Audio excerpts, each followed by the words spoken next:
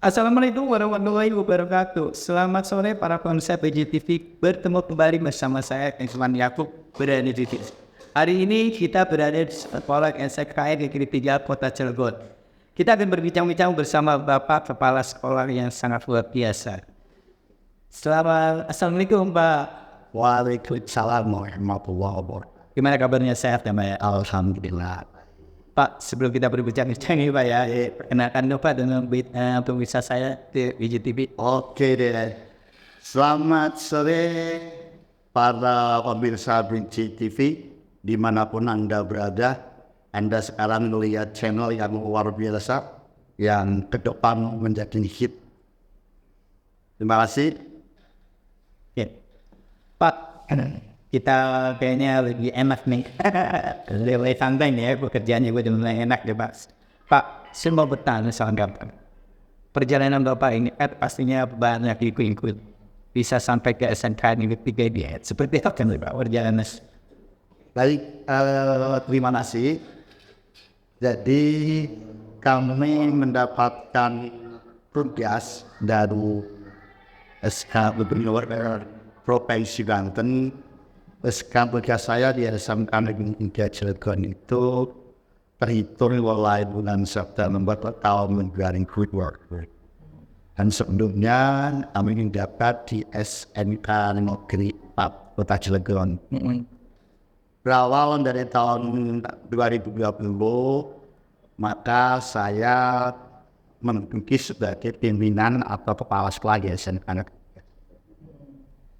SMK Negeri 3 Cilegon ini terdiri dari 4 jurusan. Yang pertama ada jurusan akuntansi, kemudian yang kedua ada jurusan sana, yang ketiga kuliner, yang keempat usaha layanan. Terlebih orang familiarnya menyebut pariwisata. Ya. Dan secara keseluruhan jumlah siswa dan siswi di SMK Negeri 3 Cilegon ini di tahun 2024 ini sudah mencapai di angka 934. Iya, memang pada awalnya waktu pertama kali saya ke sini di 2020 itu memang kita siulan rombel 9 rombel, tetap 9 rombel untuk kelas 10-nya ini. Total 27 rombongan belajar, tapi waktu itu kelasnya belum begitu kelas ini, kalau bahasa sekarang kelasnya. Alhamdulillah di tahun 2024 ini kita luar biasa sampai membuang hampir 5 kelas untuk animo masyarakat yang ingin daftar di SMK. Akhirnya kepercayaan masyarakat terhadap SMK Negeri 3 Cilegon ini semakin lama semakin. Berarti ada peningkatan nggak Pak ya untuk sekolah SMK Negeri 3 ini ketika dijabat sama Bapak? Terkait peningkatan tentunya kita melihat dari berbagai sudut pandang di daerah begitu. Kalau dari sisi animo masyarakat, setiap tahun kita ada kenaikan jumlah calon peserta didik. Artinya berarti kepercayaan masyarakat terhadap SMK Negeri 3 setiap tahun meningkat satu. Dari sisi terkait pengembangan SMK Negeri 3 ini sendiri, itu ketika masuk SMK Negeri 3 ini belum termasuk sebagai SMK pusat keunggulan. Pada saat itu SMK pusat keunggulan di tahun pertama itu sudah mulai. Nah, akhirnya di tahun kedua saya bersama tim yang hebat, rekan-rekan saya di SMK Negeri 3 Cilegon itu mulai untuk bekerja sama yang luar biasa untuk menjadi sebagai SMK N U1. Akhirnya di tahun 2021, alhamdulillah kita menjadi sekolah SMKN 31 untuk di kota Cilegon.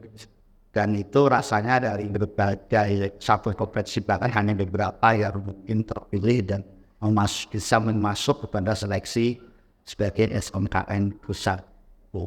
Ya, Pak, menarik nih ya, menjadi sekolah yang dari dasarnya memang bisa dikenal, tapi sekarang semakin terkenal, apalagi menjadi suatu sekolah unggulan. Pak, buat terobosan apa Pak kiat-kiat itu sehingga Bapak bisa menjadi dikenal di suatu sekolah unggulan nasional? Baik, jadi ini dalam mempertingkatkan pengembangan sekolah, tentunya kita punya strategi bagaimana supaya sekolah kita dikenal. Ya. Yang pertama, saya menciptakan sebuah medsos, mulai dari Instagramnya, mulai dari FB-nya, mulai dari website SMK Negeri 3 itu sudah mulai kita kibarkan. Jadi kita di dunia maya kita sebarkan beberapa hal, kegiatan-kegiatan positif, kegiatan-kegiatan yang berprestasi di SMK Negeri 3 itu kita expose semua di situ. Begitu. Sehingga dari situ masyarakat kita sudah mulai mengenal, mulai memahami terkait prestasi SMK Negeri 3. Nah, untuk prestasi itu sendiri ada dua, ada prestasi namanya akademis, ada prestasi yang non akademis.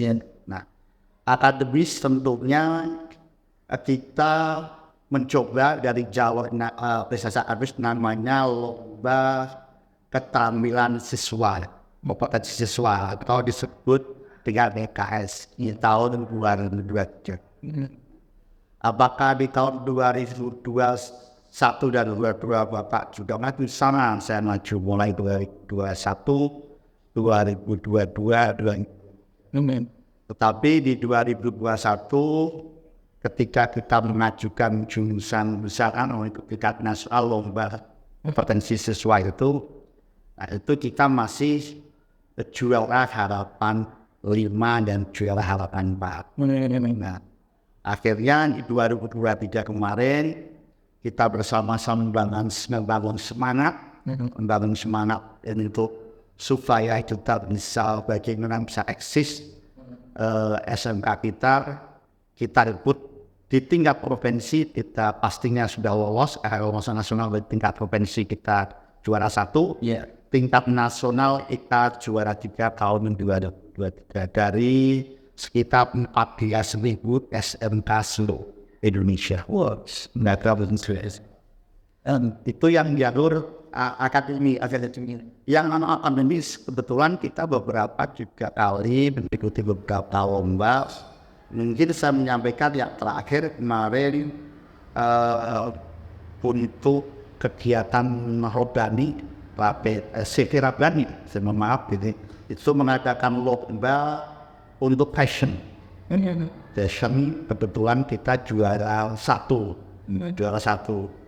Kemudian juga untuk jurusan akuntansi kemarin kita juga diadakan lomba melalui Bank Indonesia cerdas cermat cinta rupiah itu kita juara 1 juga, juara juga. Nah, kemudian di akuntansi di usaha dan wisata, di akuntansi dan wisata kita juga sama. Di tahun 2021-2022 kita juara harapan 5 dari 14.000 SMK di Indonesia. Itu semuanya seluruh Indonesia tuh Pak? Betul, kita bicara tingkatnya nasional. Gitu. Sehingga dari situ mungkin sisi akademisnya kita sudah mulai terlihat selain sebagai SMK Pusat Indonesia.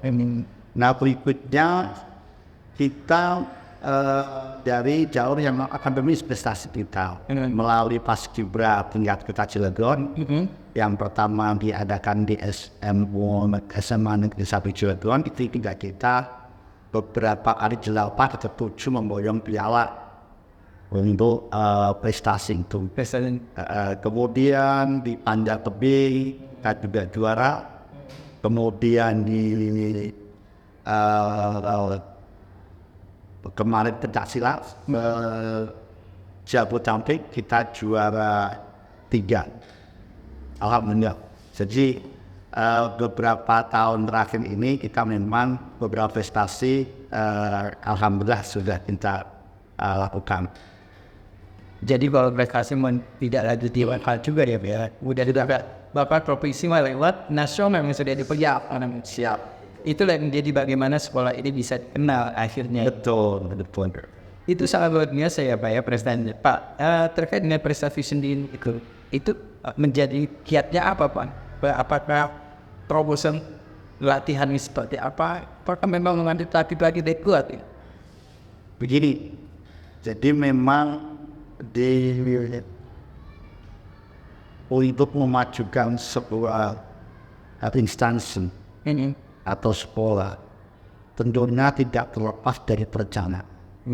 Maka kita pastikan perencanaan itu apa yang kita lakukan sudah kita persiapkan di rencana kegiatan anggaran sekolah (RKKS).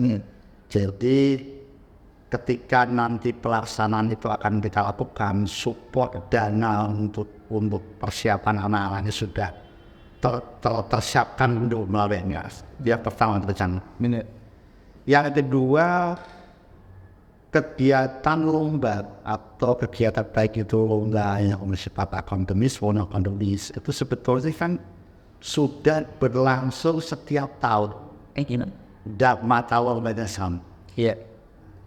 Artinya apa? Kita bisa mempersiapkan dari awal. Pertama mempersiapkan dari sisi bisa narasumber, bisa pelatih, itu produktif ini, bisa pelatih untuk mempersiapkan di tahun berikutnya.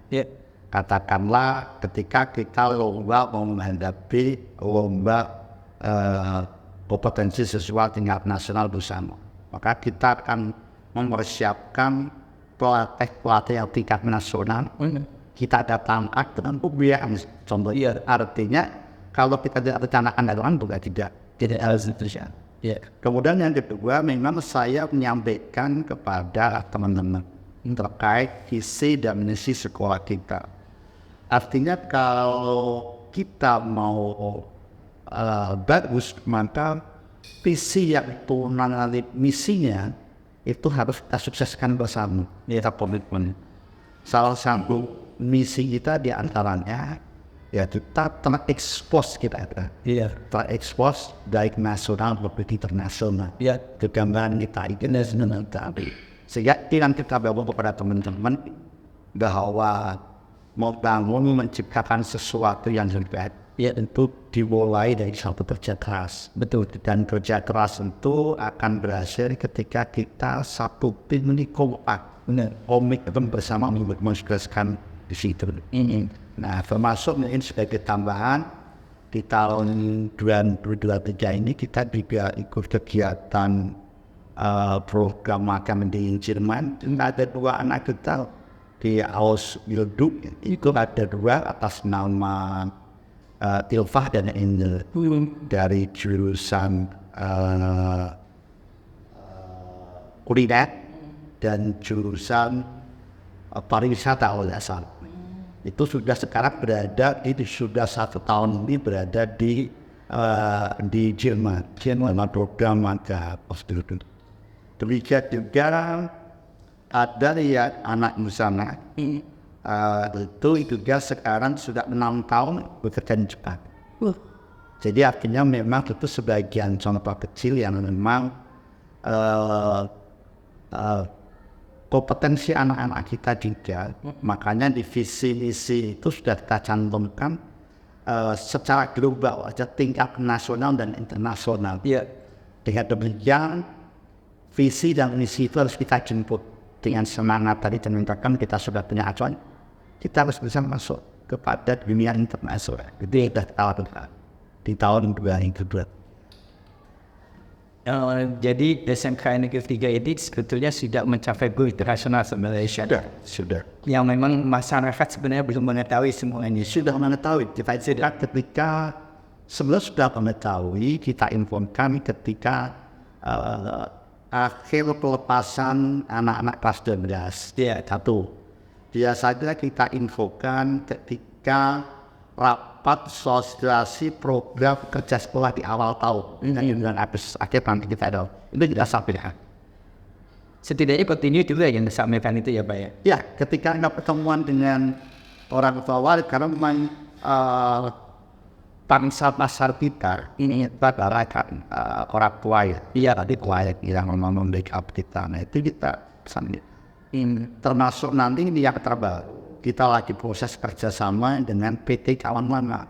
PT Kawan Lama yang memakai perusahaan grup bekas Bangka Lama di daerah Cikanti. Itu kita kerjasama dengan PT Kawan termasuk dalam hal perkutan. Dan itu sudah ditetapkan. Perkutan ini termasuk dari PT Kawan Lama juga. Itu siap hadir setiap minggu untuk mata pelajaran PKK namanya. Karyanya bisa balik di sini membantu dan sempat menyampaikan arahan dari proses nanti membackup termasuk sama kesana juga. Artinya sama seperti apa selain beliau nanti memberikan pengajaran pada anak-anak kita dari kelas 11 dan 12 kalau kelas 10 masih dasar sehingga diserahkan kepada sekolah itu dia akan memberikan sana berupa mesin jahit yang versi PT Kawan Lama yang dipakai di perusahaan.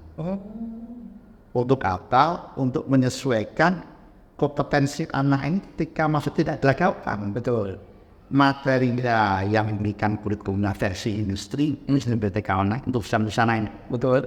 Kemudian untuk alat kerjanya juga demikian dari Kawan Lama kepada kita. Sehingga pasti mereka kompetensinya pasti akan sesuai dengan harapan PT Kawan Lama. Ini sudah berjalan dan ini sudah ada masuk juga terjadi saat sudah.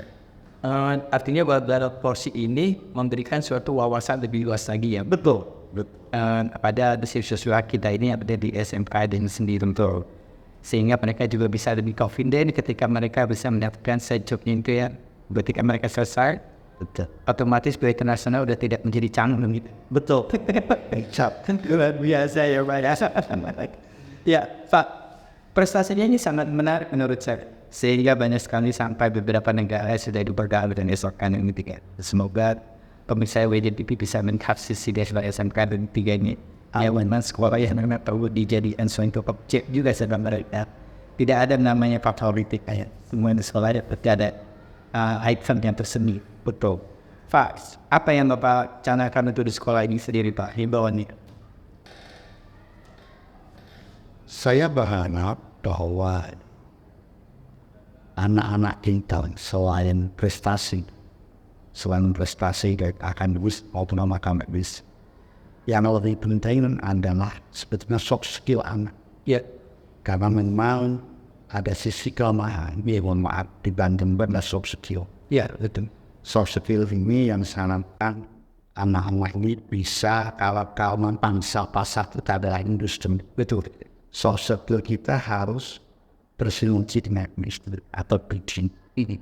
Nah, ini kalau kita lakukan tentunya, kalau kompetensi kita pasti ya insya Allah sudah siap. Tapi soft skill itu kan dibentuk karakter dari kita. Ya. Nah ini kalau bisa menjadi sesuatu yang bisa kita lakukan, maka saya pastikan anak-anak kita menjadi sukses.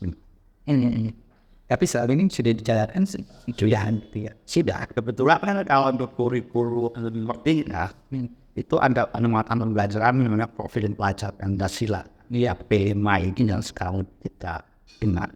Nah, itu sebenarnya motivasi dari soft skill yang support dari sistem skill.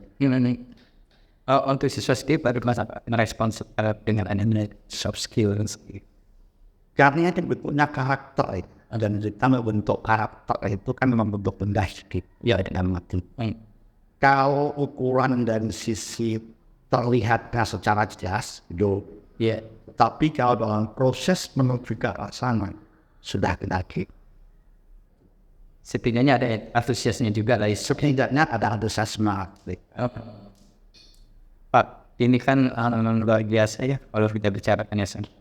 Pak, untuk masyarakat khususnya wilayah Cirebon nih, bagaimana Bapak bisa memberikan aspirasi kepada mereka? Jadi SMK Negeri 3 bisa menjadikan suatu tempat untuk mereka mencari ilmu itu.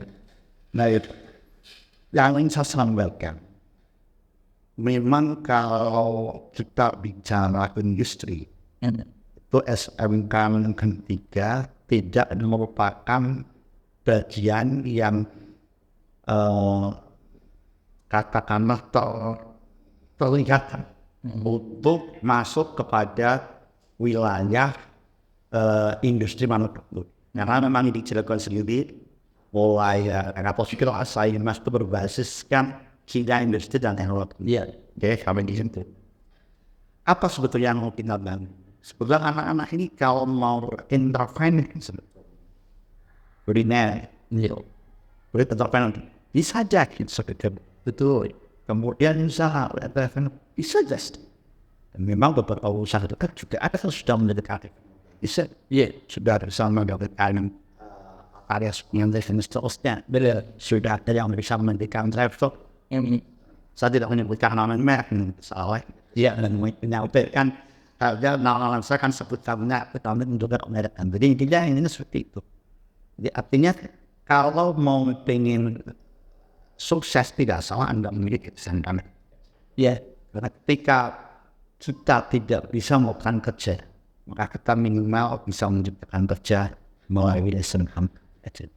Jadi jangan berharap juga ya tentang industri kita harus bekerja di industri kan gitu ya. Betul. Setidaknya kita juga memanfaatkan dari ada nilai entrepreneur kita sendiri ya. Betul. Di sekolah itu. Entrepreneur adalah di sini lah letaknya gitu ya Pak. Kalau semua entrepreneur dia seanti tinggal lepas. Pak, waktu ya sangat tidak ini ya Pak ya. Sebenarnya masih panjang nih Pak yang mau dibertanya. Kita mau bicarakan ya karena waktunya sudah sangat singkat. Apalagi Bapak kesibukan yang luas. Saya nggak bisa ngobrol lagi ya. Nggak bisa dibicarakan. Ya mungkin kita akan sambung kembali nanti ke episode yang akan datang ya Pak ya. Terima kasih. Ya, pemirsa BJTV, demikianlah berbincang-bincang dengan Bapak Kepala Sekolah Muhammad Abdul. Beliau sangat memberikan suatu referensi yang sangat bermanfaat untuk masyarakat sejak Kota Cirebon. Demikianlah hasil bincang-bincang saya bersama Bapak Kepala Sekolahan. Kita ambil garis tengah awal. Untuk menjadi seorang entrepreneur, belajarlah di SMK Negeri 3 gitu ya. Gitu aja ya Pak ya. Tadi itu saya ngomong nanti saya Pak ingin Bagus sepatah tapi sudah kata-kata ada gubernurnya dia tuh tadi pertama maksud dia natural. Atau kita belajar lagi gini dulu aja Pak. Jadi kalau dihidupkan itu masuk SMA Negeri 3 itu benar-benar menciptakan seorang entrepreneur ya. Betul.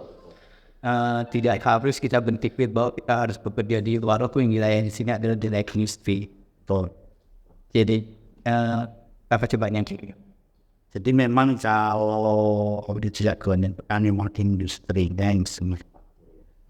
Dan memang kecilnya juga. Artinya kalau jangan lihat dari jurusan di SMK Negeri 3 dan jurusan memang kemanajemen dan administrasi.